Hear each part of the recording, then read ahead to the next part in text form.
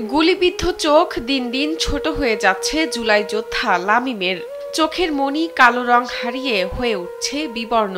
চোখটা ছোট হয়ে যাইতেছে, মনিটা সাদা হয়ে গেছে, পানি পড়ে, ঘামে যায় চোখগুলো। এটা আমার সমস্যা চোখের।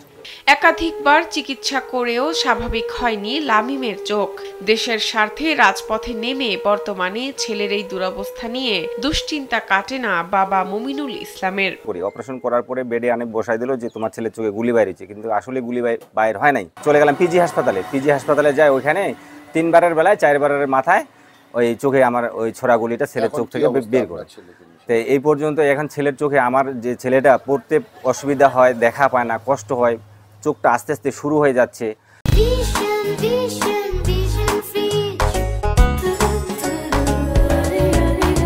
মা বাবাকে না জানিয়ে জুলাই আন্দোলনে যোগ দেয় ঠাকুরগাঁও সদর উপজেলার নারগুন গ্রামের 7ম শ্রেণীর ছাত্র লামিম হাসান।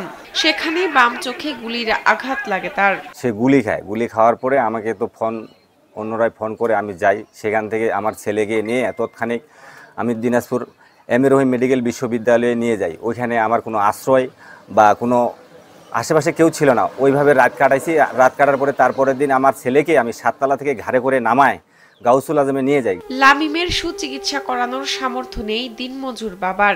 সরকার থেকে যে অনুদান পেয়েছেন তাতে চিকিৎসা সম্পন্ন হয়নি বলে জানান বাবা মুমিনুল ইসলাম। শেষমেশ ছেলের জন্য বসত ভিটা বন্ধক রাখতে হয়েছে তাকে। সরকারি অনুদান পাইছি, তা দিয়ে তো আমার কোনো হয় নাই। তার আমার বাড়ি ভিটা বন্ধক রেখে আমি পর্যন্ত আমার ছেলেকে চিকিৎসা করাতে। এখন আমাকে তো বলছিল যে আমার ছেলেকে নাকি বলে বাইরের দেশে নিয়ে যাবে, চোখ চিকিৎসা ভালো করাবে, অমুক করাবে, তমুক করাবে।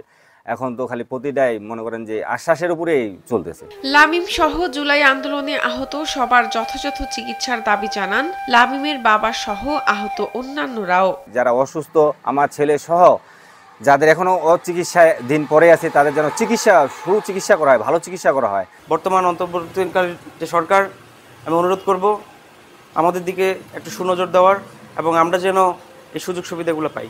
জেলায় আহত 350 জুলাই যোদ্ধাদের পাশে থাকার কথা জানান ঠাকুরগাঁওয়ের জেলা প্রশাসক ইশরাত ফারজানা।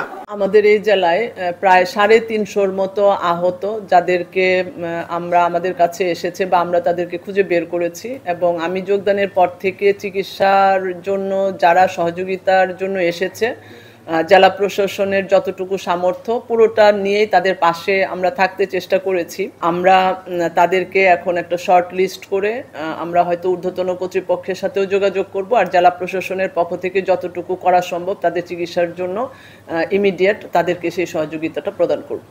শাহনাজ পারভিন, কালবেলা।